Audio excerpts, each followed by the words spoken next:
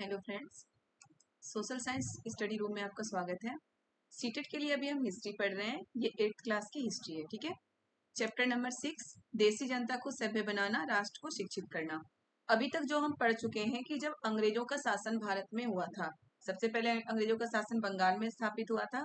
तो जब अंग्रेजों का शासन भारत में हुआ था तो अंग्रेज किस किस तरह से मतलब जनता उनसे त्रस्त होती जा रही थी, वो कैसे कैसे अंग्रेज हर चीज पे अपना अधिकार जमाने लगा और अपने अनुसार पूरी सभ्यता संस्कृति को, भारत की पूरी सभ्यता संस्कृति को अपने अनुसार चलाने लगा, वो देख रहे थे। पहले तो हमने देखा कि किसानों को किस तरह किसानों पे टॉर्चर कर रहा था, उन्हें कृषि अफीम और नील की खेती करने के लिए मजबूर कर रहा था। सैनिकों के साथ वो क्या क्या कर रहा था, आदिवासियों के साथ किस तरह से उसका व्यवहार था, आदिवासियों के लिए मतलब वन कानून कैसे बनाए थे उसने, ये सब हम देख चुके हैं। ठीक है, अब हम देखेंगे कि जो स्टूडेंट थे, यानी कि जो छात्र होते हैं, स्टूडेंट होते हैं, विद्यार्थी, उनके साथ अंग्रेजों का मतलब कि अंग्रेज उनके साथ क्या कर रहे थे, या फिर जो शिक्षा नीति थी, अंग्रेजों की शिक्षा नीति भारत में किस तरीके से थी, भारतीय लोगों को वो किस तरह से समझते थे। देखिए क्या है चैप्टर का नाम, देसी जनता को सभ्य बनाना, राष्ट्र को शिक्षित करना। मतलब वो क्या सोच रहे थे कि जो हमारी मतलब हमारा भारत है, हमारी जो सभ्यता है वो बिल्कुल असभ्य सभ्यता है। उनका यही मानना था कि भारतीय सभ्यता बिल्कुल असभ्य सभ्यता है, तो हम इसे सभ्य अंग्रेजी बना सकते हैं, यूरोपियन ही इसे सभ्य बना सकते हैं। ये सारे भारतीय सभ्यता भी असभ्य है और भारतीय लोग भी असभ्य हैं। ठीक है, तो यही चीज इसमें है कि किस किस तरह से उसकी शिक्षा नीति थी, कौन अंग्रेजों की शिक्षा के मतलब शिक्षा नीति के सपोर्ट में था, कौन उसके खिलाफ था, और किस किस तरह से उसकी शिक्षा नीति पूरे भारत में फैलती गई। ठीक है, देखते हैं पहले हम। देखिए यहाँ पे सबसे पहले एक भाषाविद एक शब्द है। ठीक है, ऐसे शब्द बेटा ये जो बॉक्स वाले शब्द होते हैं ना, ये आ जाता है, ये डायरेक्ट पूछा जाता है क्वेश्चन में। तो भाषाविद क्या होता है, एक ऐसा व्यक्ति जो कई भाषाओं का जानकार और विद्यार्थी होता है। मतलब जो कई भाषाओं का जानकार हो, जैसे बहुत सारी भाषाएं, हिंदी, इंग्लिश, उर्दू, संस्कृत, फारसी, बहुत सारी भाषाएं वो जानता हो, उसे हम भाषाविद कहते हैं, यानी कि बहुत सारी भाषाओं का ज्ञाता। ठीक है, उसे भाषाविद कहते हैं। तो देखिए हम आगे क्या क्या है इसमें। इस यहाँ पर देखिए एक चीज दिया गया है कि भारतीयों को शिक्षित, सभ्य और अंग्रेजों की सोच के मुताबिक अच्छी प्रजा बनाने के लिए कौन कौन से कदम उठाए जाने चाहिए। अंग्रेज ये सोच रहे थे कि भारतीयों को शिक्षित, सभ्य और अंग्रेजों के मुताबिक अच्छी प्रजा, यानी कि अंग्रेज अपने अनुसार अच्छी जनता, अच्छी प्रजा बनाने के लिए क्या क्या कदम उठाते हैं, वो हम इस चैप्टर में पढ़ेंगे। ठीक है, तो देखिए सबसे पहले अंग्रेज शिक्षा को किस तरह से देखते थे। अंग्रेज शिक्षा को किस तरह से देखते थे, इसमें प्राच्यवाद की परंपरा थी। प्राच्यवाद की परंपरा, प्राच्यवाद और पाश्चात्यवाद देखिए यहाँ पे दिया गया है। प्राच्यवादी कौन थे, एशिया की भाषा और संस्कृति का गहन ज्ञान रखने वाले।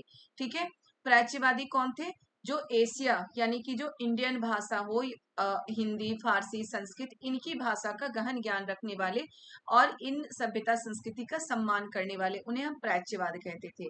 और एक पाश्चात्यवादी थे। पाश्चात्यवादी वो थे जो यूरोपियन सभ्यता संस्कृति के सपोर्टर थे, जिन्हें यूरोपियन सभ्यता संस्कृति को जो सबसे मतलब टॉप मानते थे, सबसे अच्छा मानते थे। ठीक है, तो पाश्चात्यवादी, प्राच्यवादी और पाश्चात्यवादी आप समझ चुके होंगे कि प्राच्यवादी कौन थे, जो एशिया की भाषा और एशिया की सभ्यता संस्कृति का गहन ज्ञान रखते थे। और पाश्चात्यवादी कौन थे, जो यूरोपियन सभ्यता संस्कृति के सपोर्टर थे, जो बिल्कुल मतलब कि जो पूरी तरह से यूरोपियन ही थे और यूरोपियन सभ्यता संस्कृति के सपोर्टर थे। प्राच्यवादी बहुत सारे यूरोपियन जो अंग्रेज थे वो भी प्राच्यवादी थे, उन्हें भी भारतीय सभ्यता संस्कृति का ज्ञान था और भारतीय सभ्यता संस्कृति को वो एक अच्छा मानते थे। उनमें से एक थे विलियम जॉन्स। ठीक है, उनमें से एक कौन थे, विलियम जॉन्स। ये एक भाषाविद थे, यानी कि अनेक भाषाओं का ज्ञान था इनको, पढ़ाई में ही बहुत अच्छे थे और इन्हें ये शौक था कि अलग अलग भाषाओं का ज्ञान प्राप्त करें।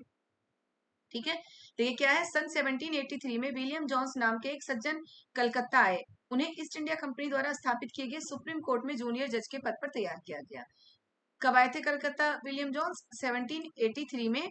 और ईस्ट इंडिया एक सज्जन कलकत्ता आए, उन्हें ईस्ट इंडिया कंपनी के द्वारा सुप्रीम कोर्ट में जूनियर जज के पद पर तैनात किया गया। तो बेटा सीटेट में कहीं से कुछ भी पूछ लिया जाता है, पीछे से मैं जो प्रीवियस ईयर के क्वेश्चन पेपर डालती आ रही हूँ उसमें भी मैं आपको बताती आ रही हूँ, और चैप्टर से भी कि कहाँ से क्या पूछ लिया जाए पता नहीं। तो हमें एक एक चीज ध्यान से समझना है, पढ़ना है। ठीक है, तो अब देखिए क्वेश्चन तो यहाँ से भी बन सकता है ना कि 1783 में कलकत्ता में जूनियर जज के पद पर किसे तैनात किया गया था, कलकत्ता के सुप्रीम कोर्ट में जूनियर जज के पद पर किसे तैनात किया गया था, तो किसे तैनात किया गया था, विलियम जॉन्स को, जो कि एक भाषाविद थे, अनेक भाषाओं का ज्ञान था उन्हें।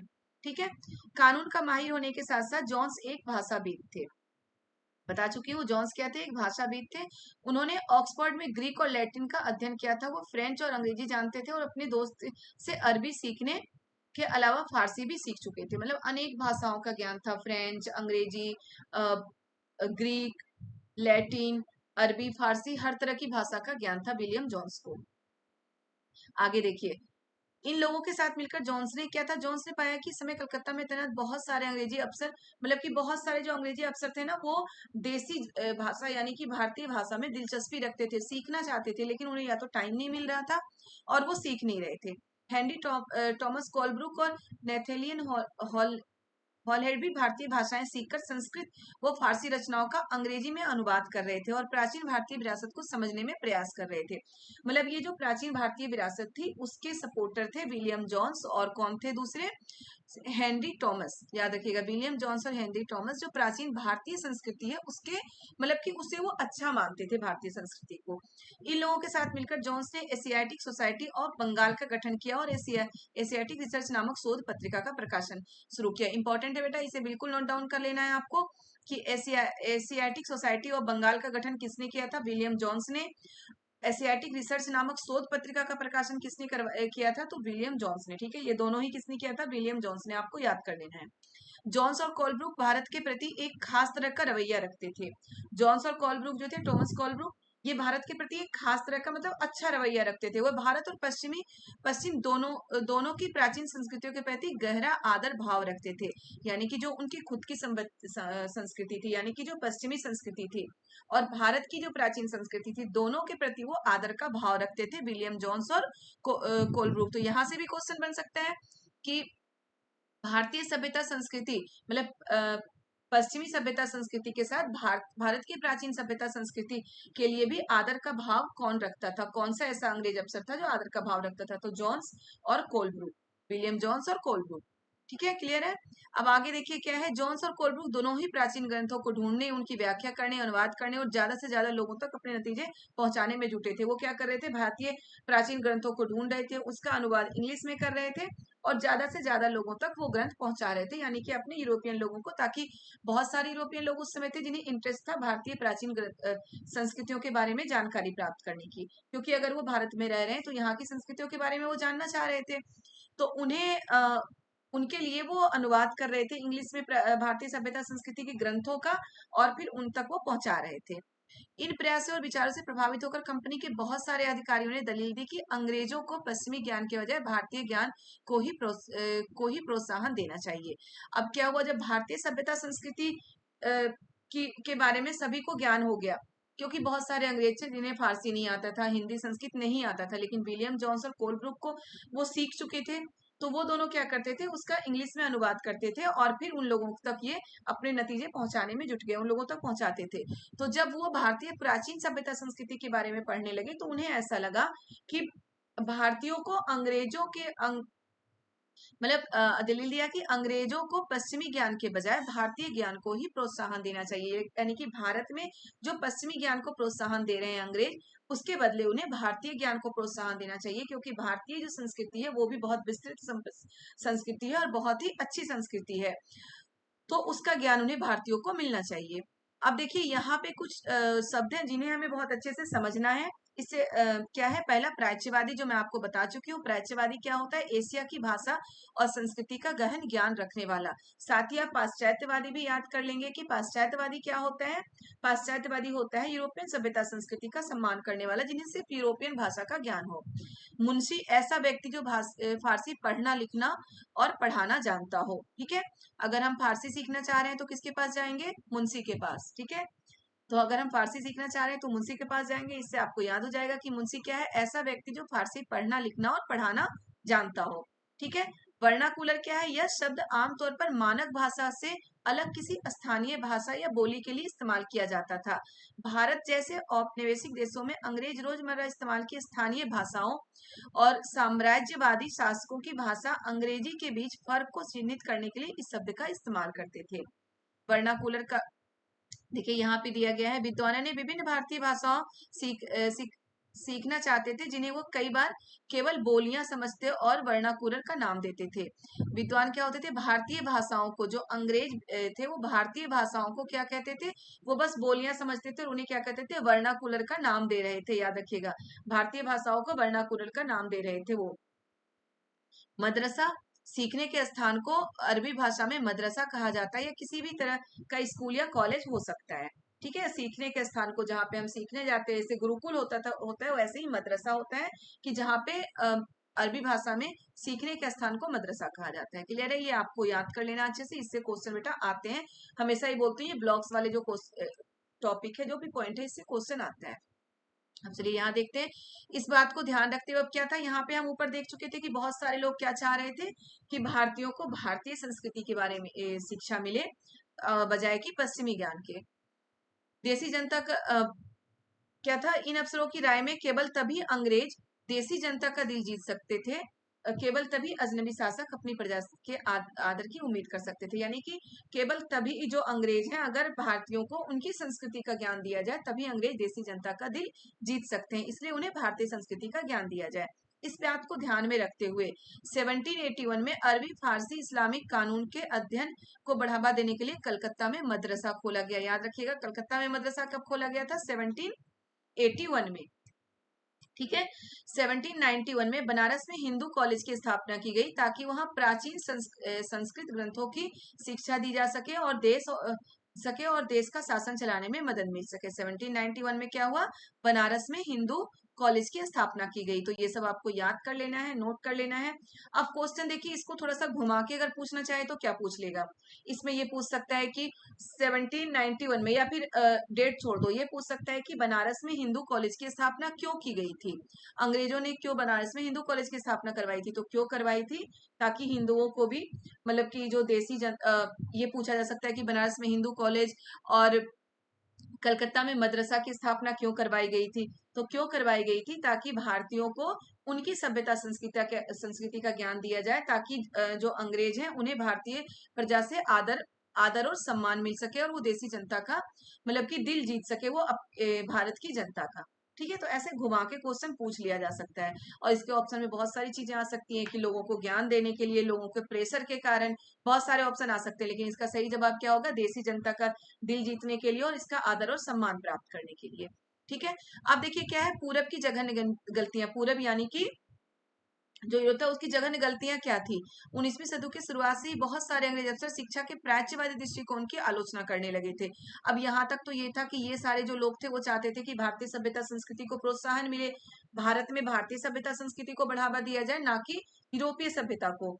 लेकिन जो बहुत सारे अंग्रेज अफसर थे वो क्या थे? प्राच्यवादी दृष्टिकोण की आलोचना करते थे। वो भारतीय सभ्यता संस्कृति की आलोचना करते थे, जो प्राच्यवादी थे उनकी आलोचना करते थे। उनका कहना था कि पूर्वी समाजों का ज्ञान त्रुटियों से भरा हुआ है और और अवैज्ञानिक है। ठीक है, जो पूर्वी समाज यानी कि जो भारतीय एशियाई समाज है, इनका जो समाज है ज्ञान त्रुटियों से भरा हुआ है, अवैज्ञानिक है। ठीक है, अवैज्ञानिक मतलब इसमें कुछ भी वैज्ञानिक नहीं है, ये इसको पढ़ के कुछ भी हासिल नहीं हो सकता। उसके मुताबिक पूर्वी साहित्य अगंभीर और सतही है, इसलिए उन्होंने दलील दी कि अंग्रेजों को अरबी और संस्कृत भाषा व साहित्य के अध्ययन को बढ़ावा देने में इतना खर्च नहीं करना चाहिए। ये कहने वाले कौन थे? पाश्चात्यवादी। ठीक है, जो सिर्फ यूरोपीय सभ्यता संस्कृति को बढ़ावा देना चाहते थे, उन्हें ही सबसे श्रेष्ठ मानते थे। प्राच्यवादियों पर हमला करने वालों में जेम्स मिल प्रमुख थे। याद रखिएगा, ये बोलने वाले कौन थे कि पूर्वी जो समाज है वो ज्ञान त्रुटियों से भरा हुआ है, अवैज्ञानिक है, अगंभीर है और सतही है। कौन थे? जेम्स मिल। जेम्स मिल थे, आपको याद रखना है। प्राच्यवादियों का विरोध करने वाले सबसे प्रमुख कौन थे? जेम्स मिल थे। उनका विश्वास था कि अंग्रेजों को देसी जनता को खुश करने और उनका दिल जीतने के लिए जनता की इच्छा के हिसाब से या उनकी भावनाओं को ध्यान में रखते हुए शिक्षा नहीं देनी चाहिए। उनकी राय में शिक्षा के जरिए उपयोगी और व्यवहारिक ज्ञान दिया जाना चाहिए। भारतीयों के पूर्वी समाजों में काव्य और धार्मिक साहित्य के बजाय ये पढ़ाया जाना चाहिए कि पश्चिम ने किस तरह वैज्ञानिक और तकनीकी सफलता हासिल की। तो ये जो जेम्स मिल थे पूरी तरह से पाश्चात्यवादी थे, और ये क्या चाहते थे कि भारतीयों को अपने धर्म साहित्य के बारे में ना पढ़ाया जाए, बल्कि यूरोप के बारे में पढ़ाया जाए कि उसने किस तरह से वैज्ञानिक सफलता हासिल की। ठीक है, अब देखिए आगे क्या है। थॉमस बैम्टिंग मैकाले, ये क्या है, 1830 के दशक तक प्राच्यवादियों का विरोध को और तीखा हो गया। थॉमस बेनेडिक्ट मैकाले इन आलोचकों में सबसे प्रमुख थे। ठीक है, प्राच्यवादियों के एक तो ये क्या था हमारा, जेम्स मिल, और दूसरे कौन थे, थॉमस बेनेडिक्ट मैकाले। ये भी प्राच्यवादियों की आलोचना में सबसे प्रमुख थे 1830 के दशक में। वो भारत को असभ्य देश मानते थे तथा असभ्य देश मानते थे जिसे सभ्यता का पाठ पढ़ाना जरूरी था। मैकाले का कहना था कि एक अच्छे यूरोपीय पुस्तकालय का केवल एक खाना ही भारत और अरब के समूचे देसी साहित्य के बराबर है। ये क्वेश्चन बेटा आ चुका है सीटेट में कि एक ये पूरा ये सेंटेंस आया था कि एक अच्छे यूरोपीय पुस्तकालय का केवल एक खाना ही भारत और अरब के समूचे देसी साहित्य के बराबर है। ये कथन किसका था, तो ये कथन किसका था, थॉमस बेबिंगटन मैकाले का। सिर्फ मैकाले आप याद रखिए काफी है कि ये कथन किसका था कि, और पूरा सेंटेंस आया था कि एक अच्छे यूरोपीय पुस्तकालय का केवल एक खाना ही भारत और अरब के समूचे साहित्य के बराबर है। ये कथन किसका था, मैकाले का। आप इस कथन से समझ सकते हैं कि मैकाले भारतीय सभ्यता को कितना छोटा मानता था कि एक जो यूरोपीय पुस्तकालय है उसका एक खाना यानी कि एक रैक, उसमें पूरा भारत और अरब का पूरा साहित्य समा सकता है, उसका ये कहना था। ठीक है, तो भारतीय सभ्यता को बहुत ही छोटा, बहुत ही सतही मानता था। गहन ऊर्जा और आवेश पूर्वक मैकाले ने अंग्रेजी भाषा सिखाने की जरूरत पर जोर दिया। मैकाले हमेशा क्या चाह रहा था कि अंग्रेजी भाषा सिखाया जाए भारतीयों को। अंग्रेजी पढ़ना लोगों को सभ्य बनाने, उनकी रुचियों, मूल्यों और संस्कृति को बदलने का रास्ता हो सकता है। उसका क्या कहना था कि अंग्रेजी अगर हम पढ़ाएंगे तो भारतीय लोग सभ्य बनेंगे, उनकी रुचियों, मूल्यों और संस्कृति को बदलने का रास्ता अंग्रेजी ही है। मैकाले के मिंट्स, मैकाले मिंट्स पढ़ा होगा है। मैकाले मिंट्स मतलब कि जो शिक्षा का अधिनियम पारित हुआ था उसी को मैकाले मिंट्स कहा गया था। ये अधिनियम पारित करने वाले मैकाले थे, इसलिए उसका नाम ही पड़ गया था मैकाले मिंट्स। मिंट्स मतलब विवरण के आधार पर 1835 का अंग्रेजों का शिक्षा अधिनियम पारित किया गया। याद रखिएगा मैकाले मिंट्स कब पारित किया गया था, ये क्वेश्चन भी आता है, शायद आ भी चुका है, मुझे जहां तक याद है बहुत पहले 12-13 में ये क्वेश्चन आया था कि मैकाले मिंट्स कब पारित किया गया था, 1835 में पारित किया गया था। और मैकाले मिंट्स क्या है, मैकाले का विवरण भी इसको बोल सकते हैं हिंदी में। मैकाले मिंट्स क्या है, ये शिक्षा अधिनियम है। ठीक है, शिक्षा अधिनियम है, ये पारित किया गया था 1835 में। इसमें ये फैसला लिया गया कि अंग्रेजों, अब मैकाले मिंट्स से पारित हुआ, मैकाले के अंडर में वो विवरण पारित हुआ था, तो आप समझ सकते हैं उसमें क्या होगा, अंग्रेजी शिक्षा को ही प्रोत्साहन दिया जाएगा। तो मैकाले मिंट्स में पूरी तरह से अंग्रेजी शिक्षा को ही प्रोत्साहन दिया गया था। यह फैसला भी लिया गया कि अंग्रेजी को उच्च शिक्षा का माध्यम बनाया जाए और कलकत्ता मदरसा तथा बनारस संस्कृत कॉलेज जैसे प्राच्यवादी संस्थानों को प्रोत्साहन ना दिया जाए। इन संस्थानों को अपने आप क्षरण के शिकार होते जा रहे हैं अंधकार के मंदिरों की संज्ञा दी गई। ठीक है, क्या बोला कि इनको अगर हम प्रोत्साहन ना देंगे तो ये क्या होगा कि अपने आप क्षरण का शिकार होते जा रहे अंधकार के मंदिरों की संज्ञा दी गई थी इन संस्थानों को। तो ये सेंटेंस भी याद रखिए कि ये सेंटेंस भी आ सकता है कि अपने आप क्षरण का शिकार हो जा रहे अंधकार के मंदिर किसे कहा गया है, किसे कहा गया था, मतलब मैकाले के द्वारा, या फिर जो शिक्षा का अधिनियम था 1835 का शिक्षा का अधिनियम जो था उसके द्वारा अपने आप क्षरण का शिकार होते जा रहे अंधकार के मंदिरों की संज्ञा किसे दी गई थी, तो किसे दी गई थी, कलकत्ता मदरसा और बनारस संस्कृत कॉलेज को। ठीक है, उन्हें प्रोत्साहन देने से मना कर दिया गया था और उन्हें ये बोला गया था कि अपने आप ही शरण का शिकार हो रहे हैं और ये बिल्कुल ध्वस्त हो जाएंगे। अब स्कूलों में भी अंग्रेजी पाठ्य पुस्तकें छपने लगी थी। ठीक है, व्यवसाय के लिए शिक्षा, अब आगे है व्यवसाय के लिए शिक्षा। अब 1835 में तो मैकाले मिंट्स यानी मैकाले का शिक्षा अधिनियम पारित हो गया। अब व्यवसाय के लिए शिक्षा 1854 में ईस्ट इंडिया कंपनी ने लंदन स्थित कोर्ट ऑफ डायरेक्टर्स ने भारतीय गवर्नर जनरल को शिक्षा के विषय में एक नोट भेजा।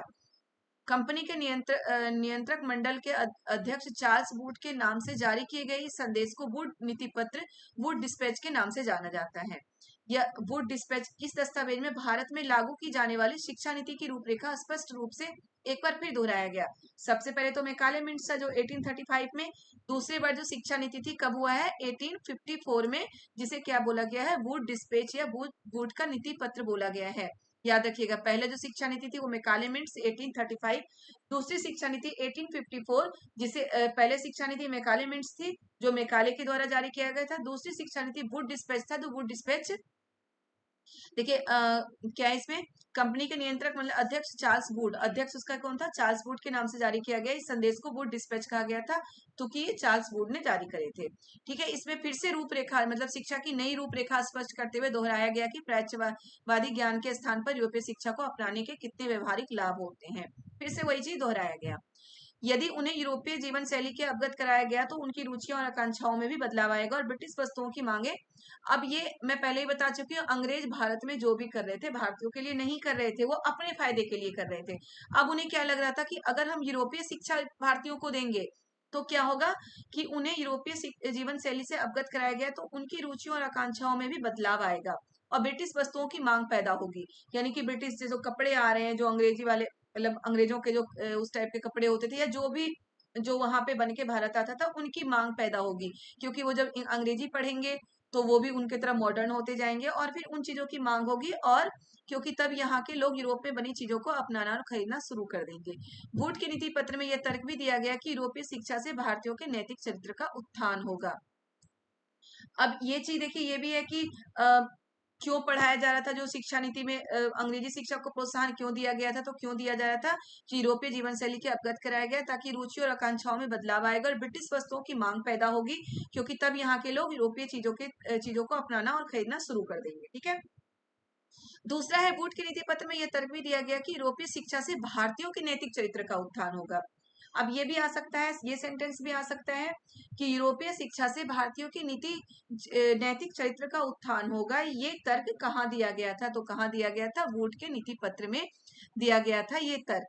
ठीक है, वुड के नीति पत्र में ये तर्क दिया गया था। मैं सेंटेंस आपको इसलिए बेटा दोहरा रही हूँ, बार बार बोल रही हूँ, नोट करिए, इसे याद करिए, याद नहीं समझिए। ठीक है, क्योंकि ये सेंटेंस भी बहुत ज्यादा ऐसे क्वेश्चन आते हैं, इसमें ऐसे सेंटेंस होते हैं उसके बाद पूछ लिया जाता है ये कहाँ से आया है, ये किसने लिखा है, ये कहाँ पे ये लिखा हुआ है। ठीक है, पूरब का साहित्य ना केवल भयानक त्रुटियों से भरा था बल्कि ये लोगों में ना तो काम के प्रति दायित्व, मतलब वो जो भारतीय साहित्य था उनको हमेशा ही बुरा ही मानते थे। अब 1854 के नीति पत्र के बाद अंग्रेजों ने कई अहम कदम उठाए।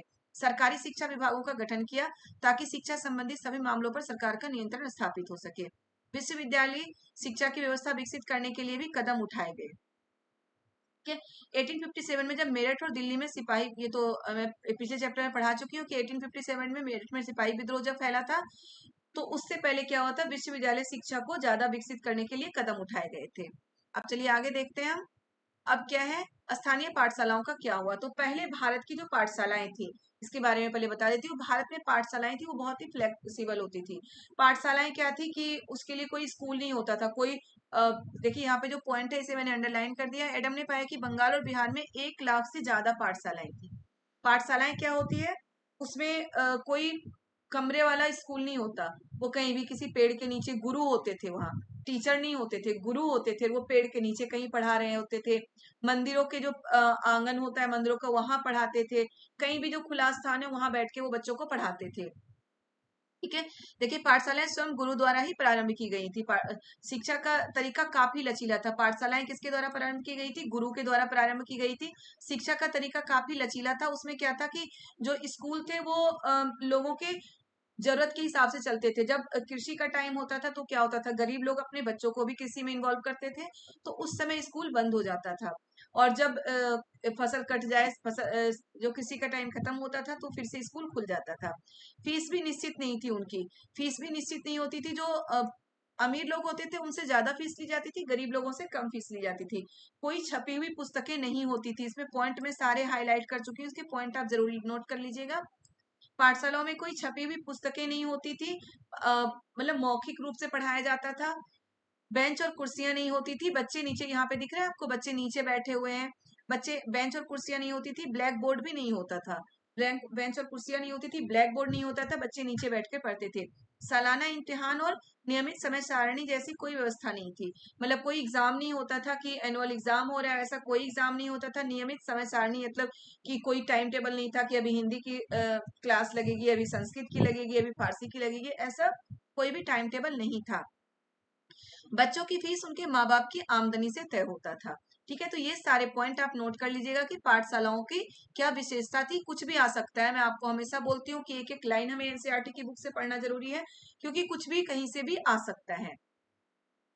अब ठीक है, पाठशालाओं के ये फायदे थे, लोग बहुत अच्छी शिक्षा ग्रहण कर रहे थे, अपने हिसाब से शिक्षा ग्रहण कर रहे थे, लेकिन क्या हुआ, नई दिनचर्या और नए नियम लागू किए गए। उसके बाद सबसे पहले तो कंपनी ने बहुत सारे पंडितों को सरकारी नौकरी पर रख लिया। जो पंडित यानी कि जो गुरु थे, उन्हें सरकारी नौकरी पर रख लिया गया था।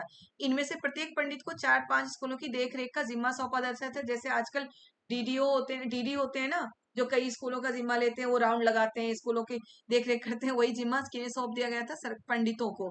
ठीक है, पंडितों का काम पाठशालाओं का दौरा करना और वहां अध्यापन की स्थितियों का में सुधार लाना था। पंडितों का काम क्या था, पाठशालाओं का दौरा करना और वहां अध्यापन की स्थितियों में सुधार लाना था। इन नियमों पर चलने वाली पाठशालाओं को सरकारी अनुदान मिलने लगे थे। जो सारे नियम मानने को तैयार थे, अंग्रेजों के द्वारा मानने को तैयार थे, उन नियमों उसमें चलने वाली पाठशालाओं के क्या हुआ था, सरकारी अनुदान मिलने लगे थे। और जो इन नियमों को मानने के लिए तैयार नहीं हो रहे थे, उन्हें कोई भी अनुदान नहीं दिया जा रहा था और पाठशालाओं को बंद करवा दिया गया था।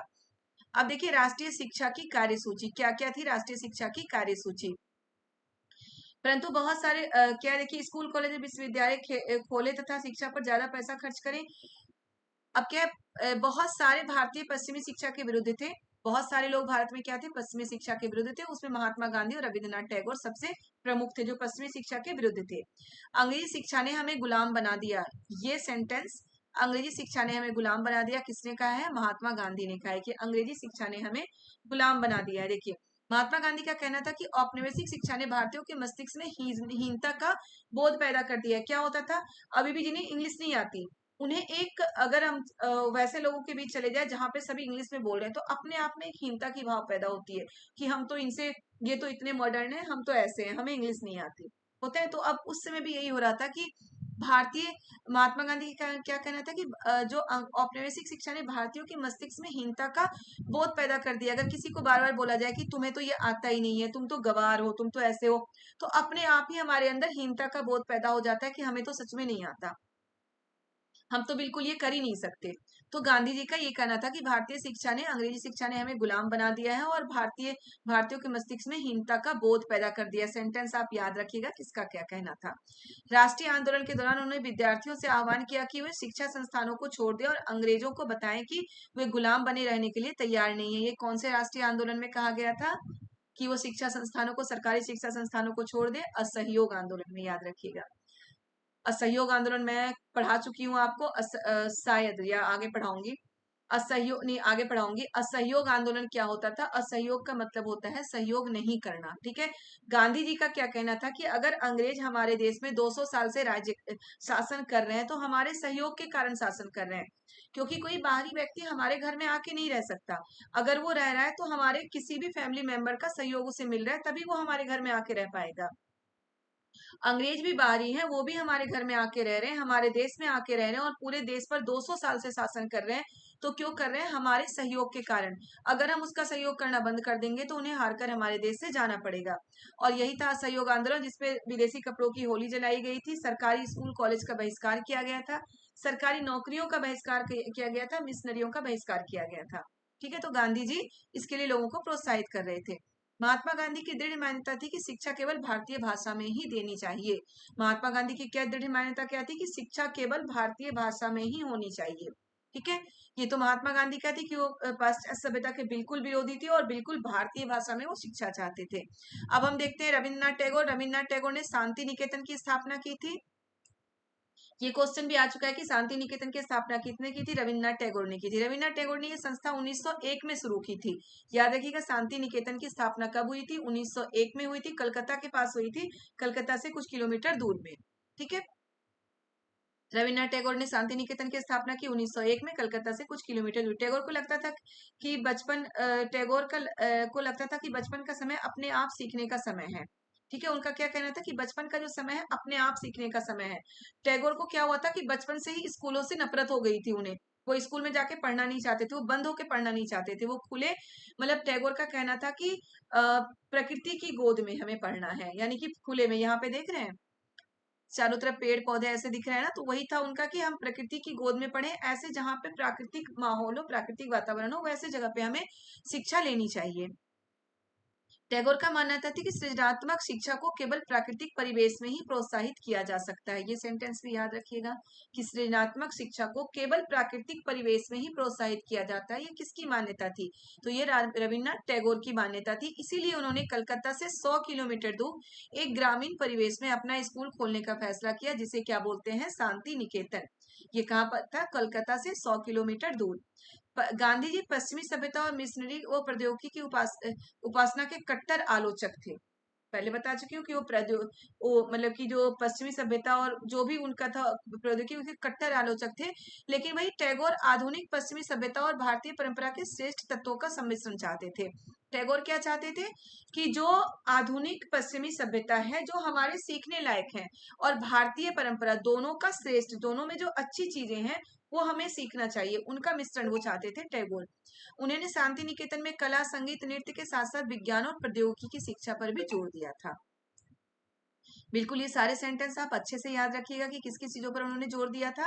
रविन्द्रनाथ टैगोर और गांधी जी दोनों ही पश्चिमी सभ्यता के मतलब जो गुड डिस्पैच और मैकाले का नीति पत्र था उसके विरोध में थे, लेकिन दोनों की भावनाएं थोड़ी थोड़ी अलग थी कि गांधी जी बिल्कुल भी पाश्चात्य सभ्यता के विरोधी थे, लेकिन टैगोर दोनों की अच्छी चीजों को अपनाना चाहते थे। ठीक है, चैप्टर हो गया। अब देखिए मिलान वाले क्वेश्चन ये एक बार आ चुका है पूरा, वैसे ही यही उठा के बिल्कुल पूछ लिया गया था। अब चलिए इसमें से हम देखते हैं। ओके, पाठशालाएं, बिल्कुल सीधा है। पाठशालाएं क्या है, मैं नीचे से ही बताई जा रही हूँ क्योंकि ये मुझे सबसे इजी लगा था। पाठशालाएं क्या है? पाठशालाएं किससे संबंधित है? गुरु से। महात्मा गांधी, महात्मा गांधी क्या थे? अंग्रेजी शिक्षा को प्रोत्साहन नहीं, प्राचीन संस्कृतियों का सम्मान, प्राकृतिक परिवेश में शिक्षा, अंग्रेजी शिक्षा के विरुद्ध। क्या था बताइए? थॉमस मैकाले क्या थे? प्राचीन सभ्यताओं का सम्मान। ओके, महात्मा गांधी क्या थे हमारे? अंग्रेजी शिक्षा के विरुद्ध, बिल्कुल अंग्रेजी शिक्षा के विरुद्ध थे महात्मा गांधी, अभी मैं बता चुकी हूँ। ओके, रविंद्रनाथ टैगोर क्या थे? प्राकृतिक परिवेश में शिक्षा। विलियम जोन्स, विलियम जोन्स थे प्राचीन संस्कृतियों का सम्मान। विलियम जोन्स और टॉमस मैकाले जो थे, अभी मैकाले का नीति पत्र है। टॉमस मैकाले हमारे क्या थे? अंग्रेजी शिक्षा को प्रोत्साहन, और विलियम जोन्स क्या थे? प्राचीन संस्कृतियों का सम्मान, जो विलियम जोन्स मैं आपको पहले ही पढ़ा चुकी हूँ, जो भाषाविद थे। ओके, क्लियर हो गया। देखिए यहाँ पे सबसे पहले हम विलियम जोन्स के बारे में पढ़ चुके हैं। वो कौन थे? एक बहुत बड़े भाषाविद थे, विलियम जोन्स। ओके, तो देखिए इस चैप्टर में हमने क्या क्या पढ़ा। भाषाविद कौन था? विलियम जोन्स की क्या धारणाएं थी, और ये जोन्स और कॉलब्रुक क्या चाहते थे। पाठशालाएं क्या थी? प्राच्यवादी, मुंशी, वर्नाकुलर, मदरसा क्या था, और जो पूरब की जगह निकलती है, यानी कि पूर्वी शिक्षा को अंग्रेज क्या मानते थे, अपनी शिक्षा को किस तरह वो प्रोत्साहित कर रहे थे। मैकाले का नीति पत्र क्या था? मैकाले का नीति पत्र यानी कि जो मैकाले का विवरण भी, मैकाले मीन्स गुड डिस्पैच क्या है। भारत में अंग्रेजों की शिक्षा नीति क्या थी, और भारत में जो महात्मा गांधी और रविन्द्रनाथ टैगोर की शिक्षा नीति क्या थी, वो किस तरह से शिक्षा देना चाहते थे। और साथ ही हमने क्या देखा है कि जो पाठशालाओं में शिक्षा किस तरीके से होती थी। ठीक है, तो ये चैप्टर आपका हो चुका है। चैप्टर को अच्छे से समझिए, सुनिए, नोट्स बनाइए, बार बार बोलती हूँ मैं। और जिन्होंने अभी तक चैनल को सब्सक्राइब नहीं किया, प्लीज चैनल को सब्सक्राइब कर दें, वीडियो को लाइक करें, वीडियो पसंद आई हो तो शेयर करें, ज्यादा से ज्यादा कमेंट करें। ठीक है, अगर कुछ समझ में ना आए तो प्लीज मुझे कमेंट करके जरूर बताएं, ताकि मैं आपको फिर से समझा सकूं नेक्स्ट वीडियो में। मैं जल्दी ही अब जो 8th के हैं मेरे 2 ही चैप्टर रह गए हैं, 7th और 8th चैप्टर, ये दोनों करा के मैं सिविक्स स्टार्ट कराऊंगी। सिविक्स के 6 के जो चैप्टर हैं बहुत छोटे छोटे हैं, तो एक साथ में 2-2 या 3-3 चैप्टर कवर करना चाहूंगी एक एक वीडियो में। ठीक है, पढ़ना आपको है, पढ़ाना मुझे है, तो प्लीज मेहनत करिए। अब 1 महीना रह गया, बहुत अच्छे से मेहनत करिए और अच्छे से सीटेट क्लियर करिए। और एग्जाम के बाद मुझे जरूर बताइएगा कि किसका किसका सीटेट कितने नंबर से क्लियर हुआ। क्लियर तो सभी को होना है, कितने नंबर से सबका क्लियर हुआ है। ओके बच्चों, बाय बाय।